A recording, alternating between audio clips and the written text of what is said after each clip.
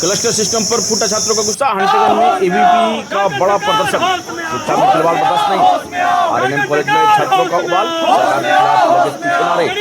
Cluster system वापस लो, राज्यपाल के नाम सौंपा गया ज्ञापन। झारखंड सरकार की नई शिक्षा नीति के तहत लागू किए जा रहे क्लस्टर सिस्टम को लेकर अब सड़क छात्र उतरने लगे हैं। हंटरगंज में बुधवार को शहर माहौल पूरी तरह गर्मा गया जब अखिल भारतीय विद्यार्थी परिषद एबीवीपी के नेतृत्व में बड़ी संख्या में छात्र छात्राओं ने रामनारायण कॉलेज परिसर में जोरदार विरोध प्रदर्शन किया। परिसर में छात्रों की भीड़, सरकार विरोधी नारे की गूंज और हाथों में मांगों से जुड़े ज्ञापन ने पूरे वातावरण को आंदोलनमय बना दिया।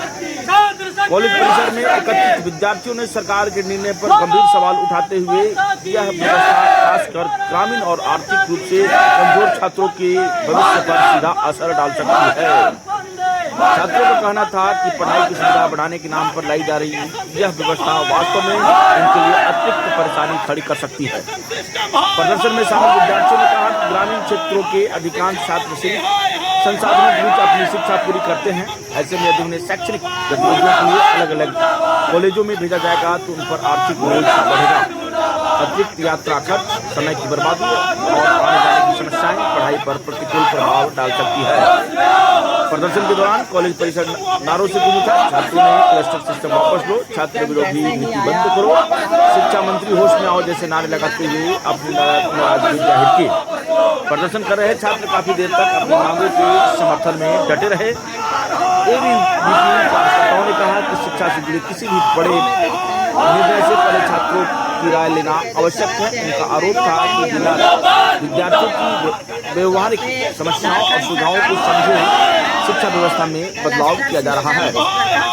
उन्होंने कहा कि यदि छात्र हितों की अनदेखी करी जा रही है तो आने वाले समय में आंदोलन को और बड़ा स्तर पर चलाया जाएगा। प्रदर्शन के बाद कार्यकर्ताओं और विद्यार्थियों ने महाविद्यालय के प्रचार के माध्यम से राज्यपाल और झारखंड सरकार के नाम ज्ञापन सौंपते हुए बच्चों या जनता के हित में होना चाहिए। हम 3 भाई बहन हैं। मान लीजिए मेरा मन है कि मैं हिस्ट्री मतलब मैं कॉमर्स से पढूं, किसी को साइंस से पढ़ना है, लेकिन हमारे नज़दीक में यही एक कॉलेज है और ये सिर्फ आर्ट्स पढ़ा रही है, तो फिर ये हमारी मजबूरी हो जाएगी कि हम यहाँ आकर पढ़ें। फिर अपने चॉइस से हम सब्जेक्ट चूज नहीं कर पाएंगे, हम लोकेशन बेसिस पे सब्जेक्ट को चूज करेंगे। तो ये बहुत बड़ा डिमेरिट है इस क्लस्टर सिस्टम का। बिल्कुल।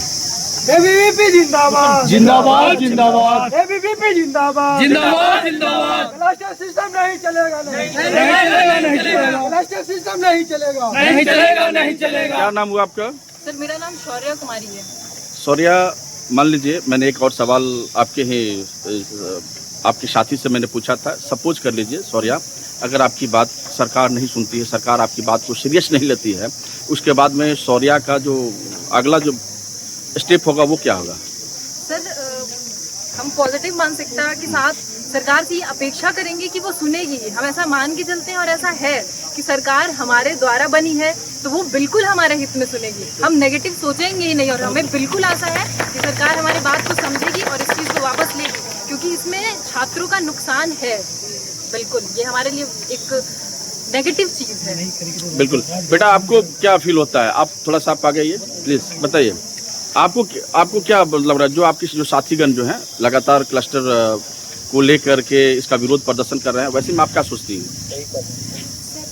सही हम लोग कर रहे हैं विरोध करने के लिए, क्योंकि जो भी ग्रामीण क्षेत्र में कभी हम लोग है नहीं, और भी जो और भी अंदर ग्रामीण क्षेत्र से जो आती छात्र है उन लोग को बहुत प्रॉब्लम होगा और कहीं जा करके पढ़ाई करने में।